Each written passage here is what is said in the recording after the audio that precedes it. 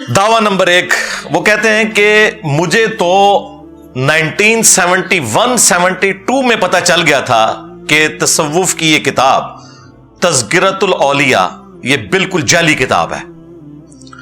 और वो कहते हैं मैंने उसका शुरू का जब चैप्टर पढ़ा हसन बसरी का, तो मुझे पता चल गया कि इसमें तो बड़े एरर मौजूद हैं। हसन बसरी को नबी इस्लाम की मुबारक जिंदगी में बताया गया कि वो पैदा हुए, हालांकि वो तो ताबई हैं।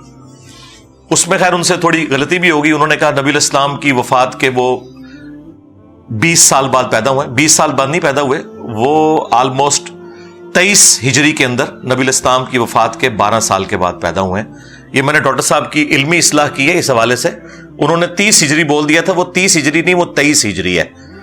और वो 20 साल नहीं बनते, वो 12 साल बनते हैं। और खैरुत ताबईन में से 110 हिजरी में फौत हुए हसन बसरी, कोई शक नहीं, बड़ी पर्सनैलिटीज में से हैं। उनके ऊपर जो चैप्टर बांधा गया ना, उन्हें भी सूफी साबित करने की कोशिश की हुई है। और हबीबुल अजमी का मुर्शिद बताया गया है।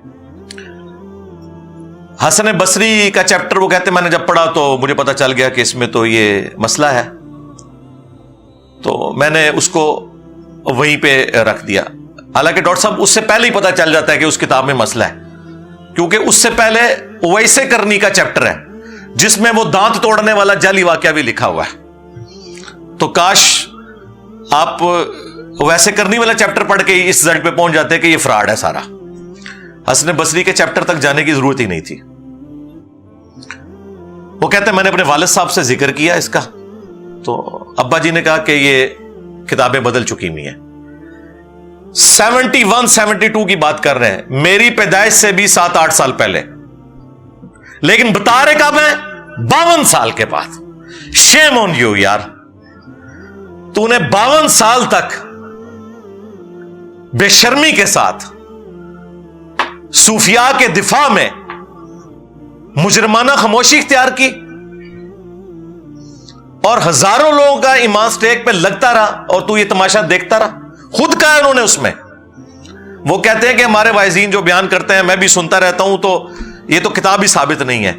52 साल बाद हमारी इस दावत की हीट जब इन तक पहुंची है ना, इनके करीबी लोग इनको छोड़ गए ना, और सूफिया का सारा ढोंग उनके ऊपर खुला है, तो अब इन्होंने कहा ठीक है जी, बंदरिया के जब पांव जलते हैं ना, वो अपने बच्चे लेती है पांव के नीचे।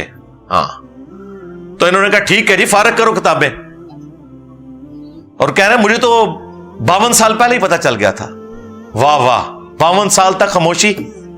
अब कौन सी ऐसी तब्दीली दुनिया के अंदर आ गई है कि तुम्हें 52 साल बाद ये राज लोगों पे खोलना पड़ा है? तो ठीक है, कब्र में साल ले जाते। और कौन सा गन पॉइंट वाला मामला था, जिंदगी मौत की कशमकश भी नहीं थी, सिर्फ अपने फिरके की, सूफिया की, दीन तसव्वुफ की हिफाजत का मामला था। क्योंकि ये पूरे का पूरा दीन तसव्वुफ जिन किताबों में खड़ा हुआ है, उनमें से टॉप ऑफ लिस्ट अगर 10 किताबें गिनी जाए ना, उनमें एक तज़किरतुल औलिया है। और अगर फेम के एतबार से देखा जाए तो ये पहले नंबर पे है किताब दुनिया में, फेम के एतबार से। जिस तरह शिया के यहां फेम के एतबार से पहले नंबर पे नाजुल बलागा है, लेकिन किताब की वर्थ के पॉइंट ऑफ व्यू से इल्मी हलकों में वो उसूलुल काफी है। लेकिन नाजुल बलागा का हर शिया को पता है, उसूलुल काफी का कम लोगों को पता होता है। यहां पे भी फेम के एतबार से पूरी दुनिया में जितनी तसव्वुफ की कहानियां हैं बुजुर्गों की, खा वो अफ्रीका के सूफी बयान करते हो या इंडोनेशिया के या अरब के सूफी बयान करें या सब कॉन्टिनेंट के, पीछे उनके पास सोर्स एक ही किताब है, तज़किरतुल औलिया, शेख फरीदुद्दीन अत्तार अल मुतवफ़ा 627 हिजरी। और डॉक्टर साहब ने तो जान छुड़ाई है। डॉक्टर साहब जरा ये बताइए कि ये 800 साल में किसने दावा किया है ये किताब फरीदुद्दीन अत्तार की है ही नहीं है? किसी का दावा नहीं है, सब इसे कोट करते हैं। इस किताब के हवाले तबलीगी जमात के निसाब में फजाइल अमाल में मौजूद है। इस किताब के हवाले दावत इस्लामी की जो फजान सुन्नत है बापा जानी की, उसमें मौजूद है। इस किताब की किस्से और कहानियां तारिक जमील साहब सुनाते हैं। इस किताब की किस्से और कहानियां साकिब रजा मुस्तफाई साहब सुनाते हैं, डॉक्टर मिसबाई साहब सुनाते हैं, बापा जानी सुनाते हैं। दुनिया में जहां कोई, खा वो अरब का सूफी हो, अजम का हो, بابوں کا روب امت میں ڈالنے کے لیے جو آپ کو اوٹ پٹانگ قصے کہانیاں سنائی جاتی ہے نا، ان ساروں کا واحد ماخذ اگر کوئی ہے نا، ٹاپ آف لسٹ، وہ تذکرۃ الاولیاء ہے۔ اب آپ کو اندازہ ہوگا یہ کتنی بڑی کتاب ہے۔ تذکرۃ الاولیاء سے انکار کا مطلب ہے کہ ان کے اولیاء فارغ، اولیاء اللہ نہیں ہے، اولیاء، میں ان کو اولیاء مانتا ہوں، اولیاء اللہ نہیں، اولیاء۔ اور جو نیک لوگ تھے انہوں نے دھکے سے بیچ میں داخل کیے ہوئے ہیں، امام ابو حنیفہ، امام شافعی، احمد بن حنبل، امام مالک رحمہم اللہ اجمعین ورضی اللہ عنہم اجمعین وعلیہم السلام اجمعین، انہیں بھی تذکرۃ الاولیاء میں انہوں نے صوفیوں میں ڈالا ہوا ہے۔ اندازہ کریں، صرف اپنا سودا بیچنے کے لیے۔ تو ان بزرگوں کو جو محدثین ہیں انہیں ہم برا نہیں کہہ رہے،